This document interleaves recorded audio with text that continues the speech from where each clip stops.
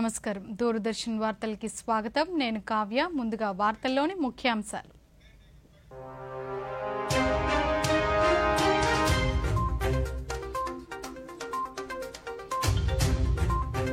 దేశవ్యాప్తంగా మహాత్మా గాంధీ జయంతి కార్యక్రమాలు.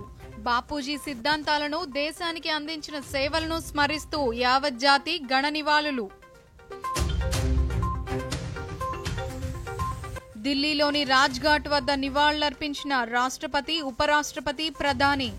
భారత పూర్వ ప్రధాని భారతరత్న లాల్ బహదూర్ శాస్త్రి జయంతి సందర్భంగా ఘనంగా నివాళులు. స్వచ్ఛ భారత్ అభియాన్ కు 10 ఏళ్లు పూర్తి. స్వచ్ఛ భారత్ ను భారీ ప్రజా ఉద్యమంగా మార్చిన ప్రతి ఒక్కరికి ప్రధాని మోదీ ధన్యవాదాలు. రాష్ట్ర వ్యాప్తంగా స్వచ్ఛతే సేవా కార్యక్రమాలు. పాల్గొన్న కేంద్ర మంత్రులు. 2025 నాటికి బందర్ పోర్టు పనులు పూర్తి చేస్తామన్న ముఖ్యమంత్రి. స్వచ్ఛతే సేవా వేదికగా రాష్ట్రంలో చెత్త పన్ను రద్దు చేస్తామని చంద్రబాబు నాయుడు ప్రకటన. ఇక వివరాలు చూద్దాం. జాతిపిత మహాత్మా గాంధీ జయంతి సందర్భంగా యావత్ జాతి ఆయనకు ఘనంగా నివాళులర్పించింది. ఢిల్లీలోని గాంధీ స్మారకం రాజ్ఘాట్ వద్ద ఈ ఉదయం రాష్ట్రపతి ద్రౌపది ముర్ము, ఉపరాష్ట్రపతి జగదీప్ ధన్కర్, ప్రధానమంత్రి నరేంద్ర మోదీ ఆ మహనీయునికి ఘనంగా నివాళులర్పించారు. వీరితో పాటు పలువురు ప్రముఖులు రాజ్ఘాట్ వద్ద నివాళులర్పించారు.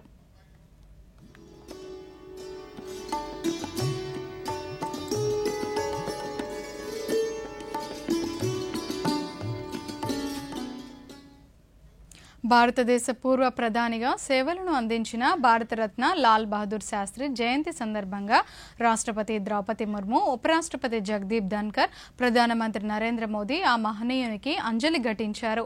ఈ ఉదయం ఢిల్లీలోని లాల్ బహదూర్ శాస్త్రి స్మారకం విజయ్ ఘాట్ వద్ద పుష్పాంజలి ఘటించారు. ఉపరాష్ట్రపతి లాల్ బహదూర్ శాస్త్రికి అంజలి ఘటిస్తూ ఆయన సేవలను స్మరించుకున్నారు.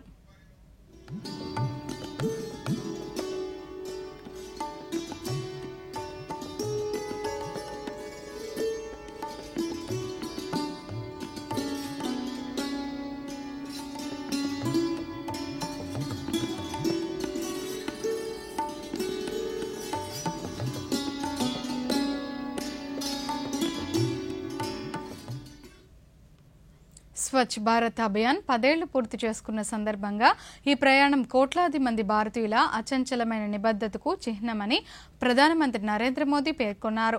మహాత్మా గాంధీ 155వ జయంతి సందర్భంగా న్యూఢిల్లీలోని విజ్ఞాన్ భవన్లో జరిగిన స్వచ్ఛ భారత్ దివస్ కార్యక్రమంలో 9,600 కోట్ల రూపాయల విలువైన పారిశుద్ధ్యం, పరిశుభ్రతకు సంబంధించిన అనేక పథకాలకు శంకుస్థాపన చేశారు. అమృత్ 2.0 కింద పట్టణ నీరు, మురుగునీటి వ్యవస్థలను మెరుగుపరిచే లక్ష్యంతో 6,800 కోట్ల విలువైన ప్రాజెక్టులు, గంగా పరివాహక ప్రాంతాల్లో నీటి నాణ్యత, వ్యర్థాల నిర్వహణపై 1,550 కోట్ల విలువైన 10 ప్రాజెక్టులు ఇందులో ఉన్నాయి. ఈ సందర్భంగా ప్రధాని మాట్లాడుతూ దేశంలోని ప్రతి పౌరుడు స్వచ్ఛ భారత్ మిషన్ను తమ సొంత మిషన్గా చేసుకున్నారన్నారు.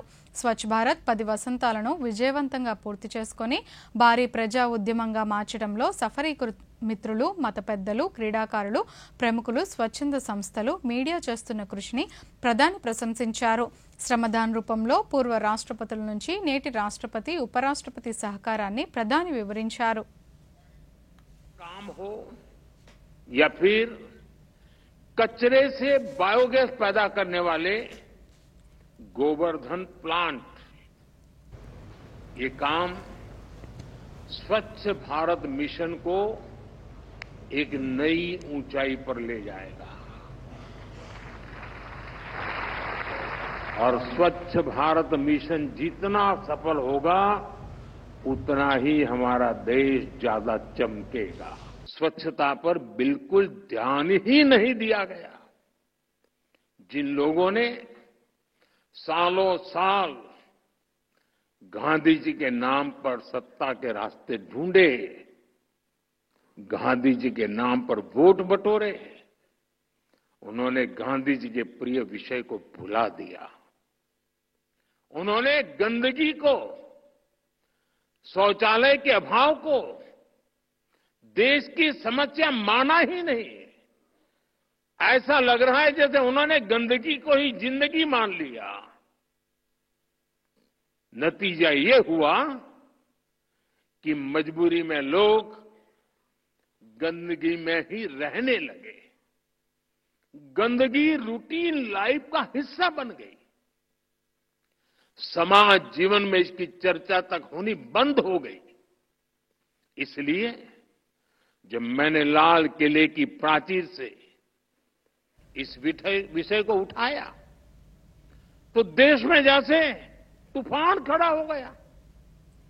कुछ लोगों ने तो मुझे ताना दिया कि शौचालय और साफ सफाई की बात करना भारत के प्रधानमंत्री का काम नहीं है। ये लोग आज भी मेरा मजाक उड़ाते हैं, लेकिन साथियों, भारत के प्रधानमंत्री का पहला काम वही है जिससे జాతిపిత మహాత్మా గాంధీ జయంతి సందర్భంగా ప్రధానమంత్రి నరేంద్ర మోదీ ఈరోజు స్వచ్ఛ భారత్ కార్యక్రమంలో పాల్గొన్నారు. పరిశుభ్రతకు సంబంధించి ప్రజలందరూ స్వచ్ఛ భారత్ కార్యక్రమంలో పాల్గొన్నారని, తద్వారా స్వచ్ఛ భారత్ మిషన్ ను బలోపేతం చేయాలని కోరారు. నా యువ స్నేహితులతో కలిసి స్వచ్ఛ భారత్ కార్యక్రమంలో పాల్గొన్నానని సామాజిక మాధ్యమం ఎక్స్ వేదికగా ప్రధాని తెలిపారు. स्वच्छता से क्या क्या फायदे होते हैं? सर, हमें कोई बीमारी नहीं हो सकती इससे, हमेशा हम साफ रहेंगे उससे। और हमारा देश अगर साफ रहेगा तो और सबको ज्ञान मिलेगा कि हर जगह साफ रखना है। शौचालय अगर नहीं होता है तो क्या होता है? बीमारियां फैलती हैं। बीमारियां फैलती। देखिए, पहले का समय जब बिल्कुल था 100 में से 100 जिसके घर में शौचालय नहीं था, टॉयलेट नहीं था, वो खुले में जाते थे और सारी बीमारी का कारण वो बन जाता। और उसमें सबसे ज्यादा कष्ट माताओं बहनों को होता है, बेटियों को होता है। जब से हमने ये स्वच्छ भारत अभियान चलाया तो स्कूलों में टॉयलेट बनाए, सबसे पहले बच्चियों के लिए अलग बनाए, और उसका ये परिणाम हुआ कि आज बच्चियों का ड्रॉप आउट रेट बहुत कम था। बच्चियां स्कूल में पढ़ रही हैं, तो स्वच्छता का फायदा हुआ कि नहीं हुआ?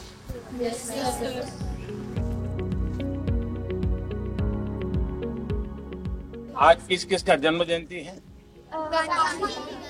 हाँ, और दूसरा लाल बहादुर शास्त्री। लाल बहादुर शास्त्री। आज आप में से कोई योगा करते हैं? अरे वाह, इतने सारे। आसन से क्या फायदा होता है? सर, हमारी बॉडी में फ्लेक्सिबिलिटी फ्लेक्सिबिलिटी और सर भी कम होता है सर, ब्लड सर्कुलेशन अच्छा होता है बहुत।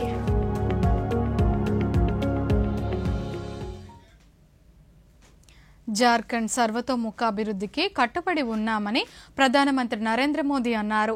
జార్ఖండ్లోని గిరిజన సంక్షేమం అభివృద్ధికి సంబంధించి 83,300 కోట్లతో పలు అభివృద్ధి పథకాల ప్రారంభోత్సవం, శంకుస్థాపనలు చేశారు. ఈ సందర్భంగా ప్రధాని మాట్లాడుతూ జార్ఖండ్లోని వేలాది మంది పేదలకు ప్రధానమంత్రి ఆవాస్ యోజన క్రింద శాశ్వత గృహాలు లభించాయన్నారు. గాంధీ స్ఫూర్తితో గిరిజనుల అభివృద్ధికి కృషి చేస్తామన్నారు. గిరిజనుల అభ్యున్నతికి కేంద్ర ప్రభుత్వం అత్యధిక శ్రద్ధ చూపుతోందని వివరించారు.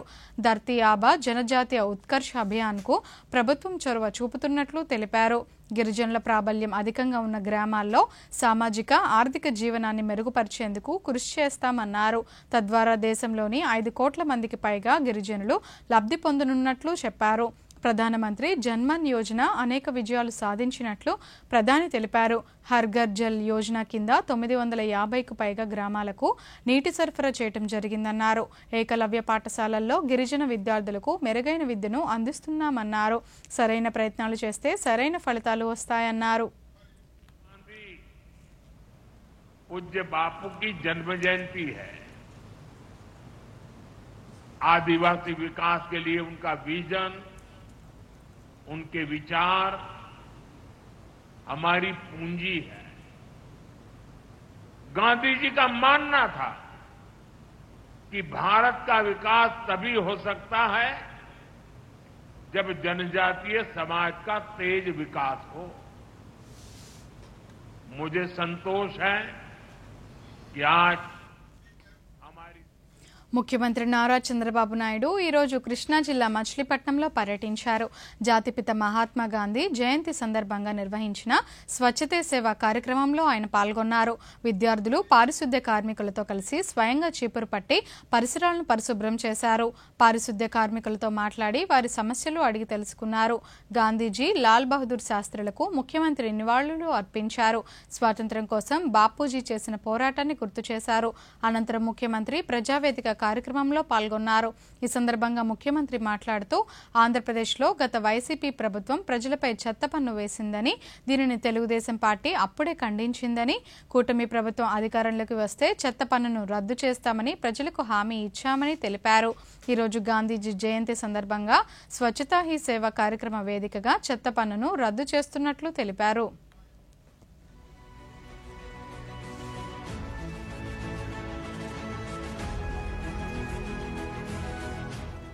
2024 స్వచ్ఛతా హీ సేవ 224 ఇక్కడ జరుపుకోవడం, మచిలీపట్నంలో జరుపుకోవడం నేను చాలా సంతోషంగా ఫీల్ అవుతున్నా, గర్వపడుతున్నా. ఎందుకంటే ఈరోజు మహాత్మా గాంధీ పుట్టినరోజు, లాల్ బహదూర్ శాస్త్రి గారు పుట్టినరోజు. ఈ రెండు కూడా అరుదైన అనుభవాలు. అలాంటి అరుదైన అనుభవాలు ప్రజల ముందర ఇక్కడ మనందరం కలిసి జరుపుకుంటూ, అదే సమయంలో మహాత్మా గాంధీ చేసిన సేవల్ని ఒక్కసారి మనం గుర్తు చేసుకుంటున్నాం, నివాళులర్పిస్తున్నాం. అలాంటి నివాళులర్పించే కార్యక్రమంలో భవిష్యత్తులో ఒక స్ఫూర్తిదాయకంగా ముందుకు పోవాలంటే ఏం చేయాలనో మనం ఆలోచించాల్సిన అవసరం ఉంది. ఇప్పుడే ప్రసాద్ గారు స్వచ్ఛ సుందర చల్లపల్లి ఆయన కళ 10 సంవత్సరాల నుంచి పనిచేస్తున్నారు. అలాంటి స్ఫూర్తి ప్రతి ఒక్కరిలో రావాలని మనస్ఫూర్తిగా భగవంతుని కోరుకుంటున్నా. ఆ స్ఫూర్తిని మీకు అందరికీ రావాల్సిన అవసరం ఉంది. ఇప్పుడే గాంధీ జయంతి సందర్భంగా గుంటూరులో మహాత్ముని విగ్రహానికి కేంద్ర గ్రామీణాభివృద్ధి, కమ్యూనికేషన్ శాఖల సహాయ మంత్రి డాక్టర్ పెమ్మసాని చంద్రశేఖర్ ఘనంగా నివాళులు అర్పించారు. పూలమాలలు వేసి పుష్పాంజలి ఘటించారు. ఈ సందర్భంగా ఆధునిక పారిశుద్ధ్య వాహనాలను పెమ్మసాని చంద్రశేఖర్ ప్రారంభించారు.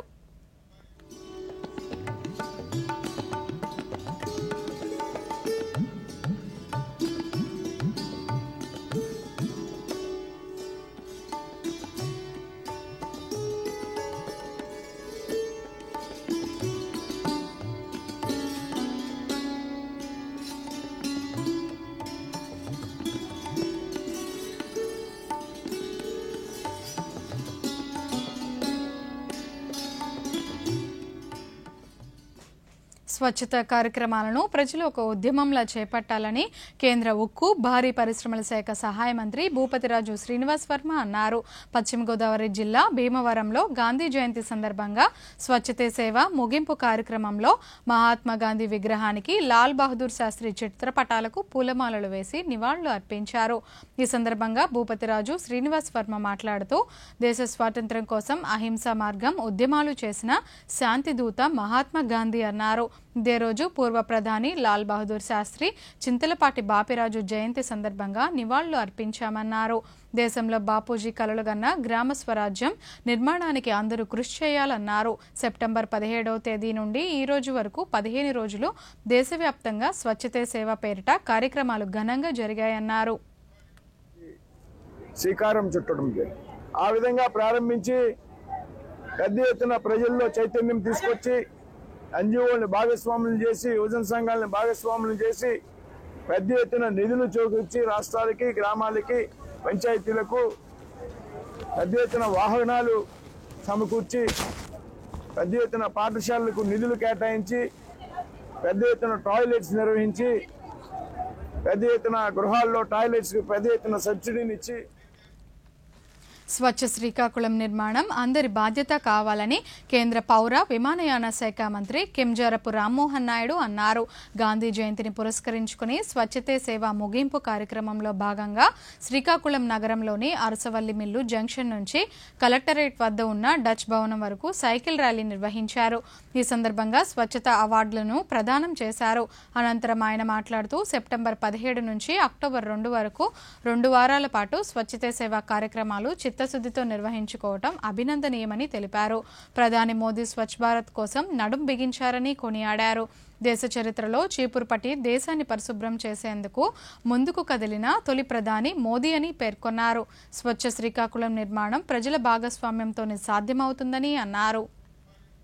వరకు ఎన్జిఓస్ కానీ, కార్పొరేషన్స్ కానీ, అధికారులు కానీ అందరూ కూడా కలిసికట్టుగా ఒక మంచి ఉత్సాహంగా 2 వారాలు మంచి ప్రోగ్రామ్స్ చేశారు.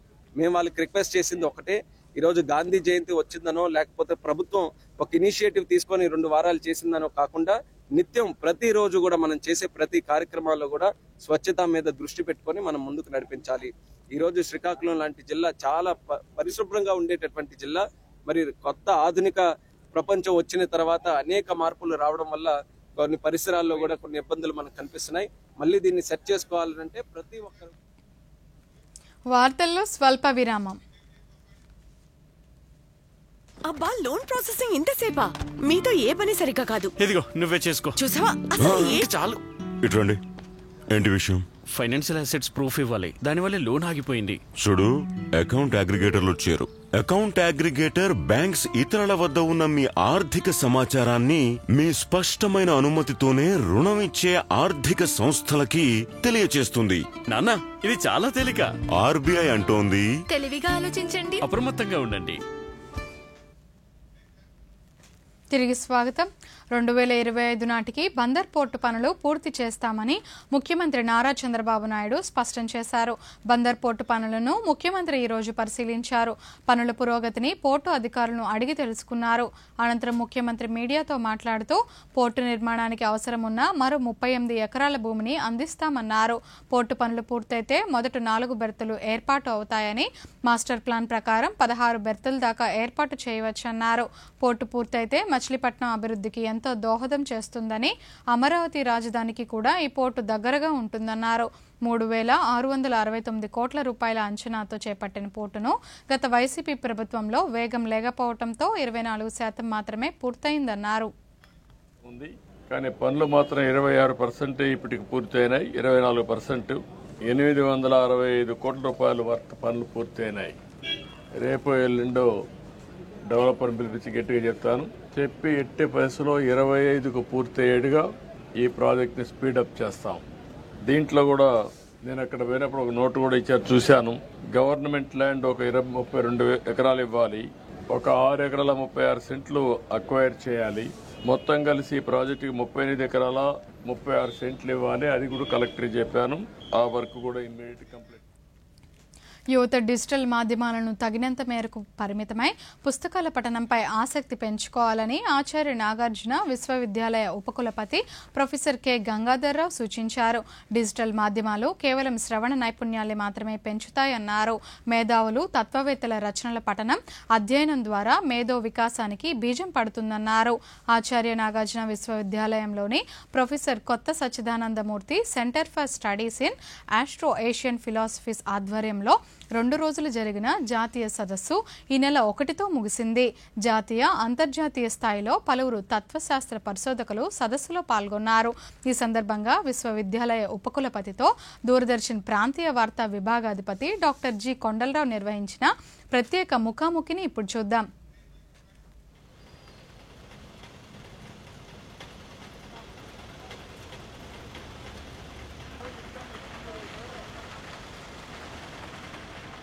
ప్రస్తుతం యువత, మరీ ముఖ్యంగా విద్యార్థులు పఠనాసక్తి మీద ఆసక్తిని తగ్గించి ఎక్కువగా ఈ డిజిటల్ మీడియా వైపు, మరీ ముఖ్యంగా మొబైల్స్ వైపు ఎక్కువ సమయాన్ని వాళ్ళు వెచ్చిస్తున్నారా లేదా వృధా చేస్తున్నారా అనేది ఒక $1 మిలియన్ క్వశ్చన్. అయితే ఎక్కువగా వృధా చేస్తున్నట్టుగా పరిశోధనలో తేలుతూ వస్తుంది.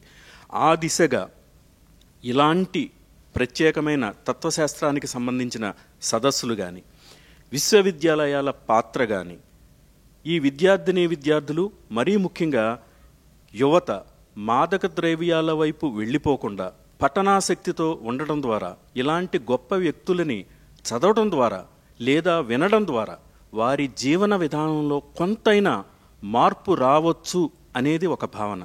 దానికి సంబంధించి మీరేం చెప్తారు? ఎస్ అండి, డెఫినెట్లీ ఎస్. పిల్లలు వింటూ ఉంటే ఎప్పుడో ఒకసారి ఆలోచిస్తారు మనం చేస్తున్నది correct or right are wrong అనేది.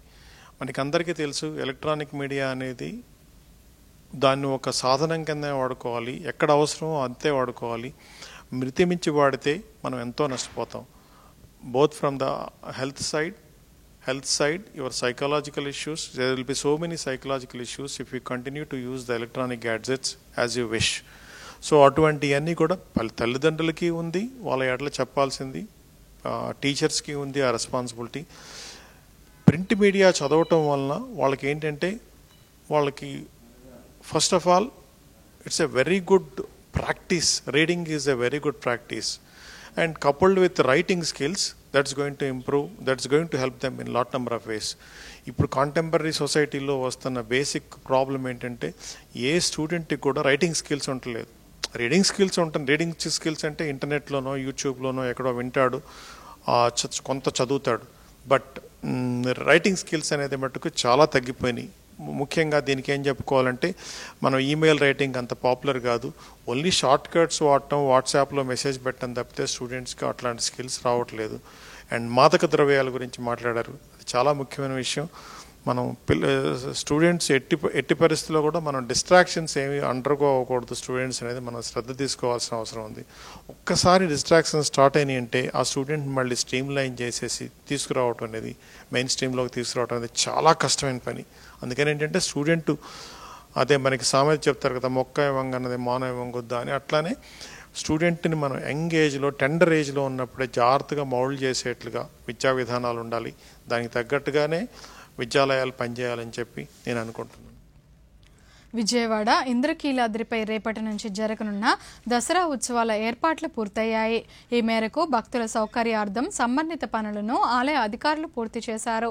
ఉత్సవాల్లో ఎటువంటి అవాంఛనీయ సంఘటనలు చోటు చేసుకోకుండా భారీ పోలీస్ బందోబస్తును ఆలయ అధికారులు ఏర్పాటు చేశారు. కొండపైకి వెళ్లే భక్తులకు ఎటువంటి ఆటంకం లేకుండా ముందస్తు చర్యలు తీసుకున్నారు. రేపటి నుంచి 12వ తేదీ వరకు రోజుకో అలంకరణలో అనుగ్రహించనున్న దుర్గమ్మ దర్శనానికి వేలాది మంది భక్తులు తరలి రానున్నారు. వీరి కోసం క్యూ లైన్లు, ఇతర ఏర్పాట్లలో లోటుపాట్లు లేకుండా అధికారులు చర్యలు తీసుకున్నారు. దుర్గాఘాట్లో నదీ హారతులకు ప్రతిరోజు సాయంత్రం వేల సంఖ్యలో భక్తులు తిలకించేందుకు వీలుగా ఏర్పాట్లు పూర్తి చేశారు.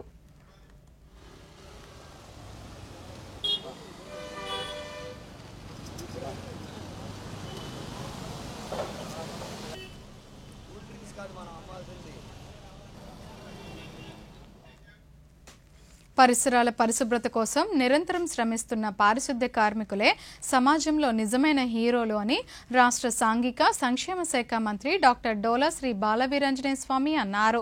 ఒంగోలు మున్సిపల్ కార్యాలయ ప్రాంగణంలో ఈరోజు నిర్వహించిన ఉత్తమ పారిశుద్ధ్య కార్మిక పురస్కారాల ప్రధానోత్సవంలో ఆయన ముఖ్య అతిథిగా పాల్గొన్నారు. ఈ సందర్భంగా మంత్రి మాట్లాడుతూ మహాత్మా గాంధీజీ స్ఫూర్తితో స్వచ్ఛమైన గ్రామాలు, పరిసరాలు ఆవిష్కృతమయ్యేలా ప్రభుత్వం చర్యలు తీసుకుంటున్నట్లు చెప్పారు. ఇందులో భాగంగా పారిశుద్ధ్య కార్మికులు అందిస్తున్న సేవలు అమూల్యమైనవని కొనియాడారు. కలెక్టర్ తమీం అన్సారియా మాట్లాడుతూ పరిసరాల శుభ్రత, వ్యక్తిగత శుభ్రత విషయంలో కేవలం మాటలు మాత్రమే కాకుండా చేతల్లో చూపిన వ్యక్తి గాంధీజీ అని అన్నారు. ఆయన జయంతి సందర్భంగా జిల్లా వ్యాప్తంగా గత 15 రోజులుగా స్వచ్ఛతే సేవ పేరుతో పలు కార్యక్రమాలు నిర్వహించామన్నారు. పారిశుద్ధ్య కార్మికులకు జిల్లా యంత్రాంగం ఎల్లవేళలా అండగా ఉంటుందని చెప్పారు. మార్గంలో ఈ స్వచ్ఛ భారత్ స్వచ్ఛతా హీ సేవా కార్యక్రమాలను ప్రారంభించడం 10 సంవత్సరాల క్రితం. అప్పటి నుంచి ఈ కార్యక్రమాలు కింది స్థాయి వరకు గ్రామాల్లోకి వెళ్తాం. ఆ రోజు మన ప్రీతమ ముఖ్యమంత్రి శ్రీ నారా చంద్రబాబు నాయుడు గారు గ్రామాల్లో స్వచ్ఛాంధ్ర కార్పొరేషన్ ఏర్పాటు చేయటం, కింది స్థాయిలో మనకి సాలిడ్ వేస్ట్ మేనేజ్మెంట్, చెత్త నుండి సంపద సృష్టించే కేంద్రాలు, ఇవన్నీ తీసుకురావటం. అహింస మార్గంలో దేశానికి స్వేచ్ఛా వాయువులను అందజేసిన మహోన్నత వ్యక్తి జాతిపిత మహాత్మా గాంధీ అని రాష్ట్ర న్యాయశాఖ, మైనారిటీ సంక్షేమ శాఖ మంత్రి ఎన్ఎండి ఫరూక్ అన్నారు. నంద్యాల పట్టణంలోని గాంధీ సర్కిల్ వద్ద ఈరోజు గాంధీ విగ్రహానికి మంత్రి ఫరూక్, కలెక్టర్ రాజకుమారిలు పూలమాలలు వేసి నివాళులు అర్పించారు. అనంతరం మంత్రి మాట్లాడుతూ బ్రిటిష్ వారిపై తనదైన శైలిలో పోరాటం చేసి దేశానికి స్వేచ్ఛ, స్వతంత్రాలు తీసుకొచ్చిన మహానుభావుడు గాంధీ అన్నారు. దేశ రెండవ ప్రధాని లాల్ బహదూర్ శాస్త్రి జై జవాన్ జై కిసాన్ నినాదంతో ఎంతో మంది హృదయాల్లో స్థానం సంపాదించినట్లు తెలిపారు. దేశ స్వాతంత్రం కోసం అందరూ కూడా పోరాడినాం. వారి నాయకత్వాన్ని పోరాడి మనందరికీ స్వేచ్ఛ స్వాతంత్రం సంపాదించిన మహానుభావుడు. కాబట్టి అటువంటి మహానుభావునికి నివాళులు అర్పించుకోవడానికి ఈ రోజు అందరం కూడా సంఘటితమై ఏకంగా అందరం కూడా ఇక్కడికి రావడం జరిగింది చెప్పి ముఖ్యంగా అందరికీ తెలియజేస్తా ఉన్నాం. కాబట్టి వారికి నివాళులు రైల్వే స్టేషన్లను పరిశుభ్రంగా ఉంచడం ప్రతి ఒక్కరి బాధ్యత అని Vijayawada railway division manager Narendra Anandarao Patil తెలిపారు. విజయవాడ రైల్వే స్టేషన్ పరిసర ప్రాంగణంలోని పిచ్చి మొక్కలను విద్యార్థులు, అధికారులు, సిబ్బందితో కలిసి ఈ రోజు తొలగించారు. ఈ సందర్భంగా డీఆర్ఎం మాట్లాడుతూ పరిశుభ్రత ఆరోగ్యానికి, సమాజ అభివృద్ధికి కీలకమైందని చెప్పారు. ప్రతి ఒక్కరూ శ్రమించి రైల్వే స్టేషన్ను పరిశుభ్రంగా ఉంచడంలో భాగస్వాములు కావాలని కోరారు. For that last 15 days we had celebrated Swachhata Hi Seva campaign and it has been a huge success and over 500 targeted units which have been cleaned during those 15 days. Now since this is a regular Swachhata Pakwada which starts from 1st October to 15th October, on this day, on the occasion of Gandhi Jayanti, our Honorable Prime Minister Shri Narendra Modi has inspired all of us to take up Swachhata. జాతిపిత మహాత్మా గాంధీ, దేశ రెండవ ప్రధాని లాల్ బహదూర్ శాస్త్రి జయంతి కార్యక్రమం doctor BR Ambedkar Konaseema జిల్లా అమలాపురంలో ఈరోజు జరిగింది. ఈ కార్యక్రమంలో భారతీయ జనతా పార్టీ జాతీయ కార్యవర్గ సభ్యులు సోము వీర్రాజు పాల్గొన్నారు. పార్టీ శ్రేణులతో కలిసి ఆయన గాంధీజీ, లాల్ బహదూర్ శాస్త్రి విగ్రహాలకు పూలమాలలు వేసి నివాళులు అర్పించారు. అనంతరం సోము వీర్రాజు దూరదర్శన్తో ప్రత్యేకంగా మాట్లాడుతూ ప్రధాని నరేంద్ర మోదీ పిలుపు మేరకు స్వచ్ఛ భారత్ను దేశవ్యాప్తంగా ఉద్యమంగా చేపట్టామన్నారు. ఈ మేరకు పలుచోట్ల రక్తదాన, ఆరోగ్య శిబిరాలు ఏర్పాటు చేసినట్లు తెలిపారు. గాంధీ స్ఫూర్తితో ఖాదీ వస్త్రాల కొనుగోలు, తల్లి పేరుతో మొక్కను నాటడం జరిగిందని తెలిపారు. గాంధీ మహాత్ముడి యొక్క ఆదర్శాలకు అనుగుణంగా మోడీ గారి యొక్క వారికి నివాళులు అర్పిస్తూ గత 8 సంవత్సరాల నుంచి గాంధీ జయంతికి మేము అందరం కూడా ఖాదీ వస్త్రాన్ని తప్పకుండా అహింసను ఆయుధంగా చేసుకుని భారతదేశానికి స్వాతంత్రాన్ని సంపాదించి పెట్టిన మహనీయుడు మహాత్మా గాంధీ అని కైకలూరు శాసనసభ్యులు కామినేని శ్రీనివాస్ పేర్కొన్నారు. మహాత్మా గాంధీ జయంతి సందర్భంగా ఏలూరు జిల్లా కైకలూరులోని గాంధీ విగ్రహానికి పూలమాలలు వేసి నివాళులు అర్పించారు. ఈ సందర్భంగా కామినేని శ్రీనివాస్ మాట్లాడుతూ సత్యాగ్రహం ద్వారా అహింసతోనే భారతదేశాన్ని పరిపాలించిన బ్రిటిష్ వారిని తరిమికొట్టారని పేర్కొన్నారు. నేటి సమాజంలో కూడా ప్రజలు హింసను వీడనాడి శాంతియుతంగానే తమ జీవనాన్ని గడపాలని పేర్కొన్నారు. ఎక్కడ ఎవరిని మనిషిని తోలాడడం కానీ కొడతలేదు, నిరసన తెలియజేయదు. ఆ విధానాన్ని భారతదేశంలో తీసుకొచ్చిన మహనీయుడు ఆయన. జాతి రత్న కింద జాతి గర్వించదగ్గ వ్యక్తిగా ఆయన ఇలా అట్లాంటి మహనీయుడికి మనం చేస్తే ఆయనకున్న మంచి గుణాలు. నేటి తరం విద్యార్థుల్లో తత్వశాస్త్ర విలువలపై పూర్తి స్థాయిలో అవగాహన ఎంతో అవసరమని ఢిల్లీ విశ్వవిద్యాలయం తత్వశాస్త్ర విభాగ పూర్వ ఆచార్యులు ఓరా అభిప్రాయం వ్యక్తం చేశారు. ఆచార్య నాగార్జున విశ్వవిద్యాలయంలోని professor Kotha Sachchidanandamurthy centre for studies in Afro Asian philosophies ఆధ్వర్యంలో 2 రోజులు జరిగిన జాతీయ సదస్సులో ఆయన పాల్గొన్నారు. ఈ సందర్భంగా దూరదర్శన్ ప్రాంతీయ వార్తా విభాగాధిపతి డాక్టర్ జి కొండలరావుతో ఆయన ముఖాముఖి నిర్వహించారు. ప్రస్తుత విద్యా విధానం ఉద్యోగి, ఉపాధి అవకాశాల చుట్టూ పరిభ్రమిస్తోందన్నారు. ఈ క్రమంలో విలువలు, సంస్కృతి, చరిత్రకు అంతగా ప్రాధాన్యతనివ్వటం లేదన్నారు. ఈ పరిస్థితి మారాల్సిన ఆవశ్యకత ఎంతైనా అవసరమని ఓరా తెలిపారు. Professor Ashok Vohra, former professor of philosophy, Delhi university. He is here in Nagarjuna University, Acharya Nagarjuna University, Guntur, to take part in the 2-day centenary celebrations, birth celebrations of Professor Kotta Sachidanandamurthy. He is here in Nagarjuna University with us. Sir, how is his philosophy relevance today in general and particularly for students and the youth in particular? How do you see? You see, when we talk about his philosophy being contemporary, let me just tell you that we are talking about culture these days, we are talking about religion these days, we are talking about education these days. But what is culture, what is education, what is our India, what is Indian, what is it to be Indian is explicated by him in his works. And his philosophy of education if you look at it, after the 3-4 education commissions that we have, is still as relevant as it was. He has really understood the real needs of India and Indian students.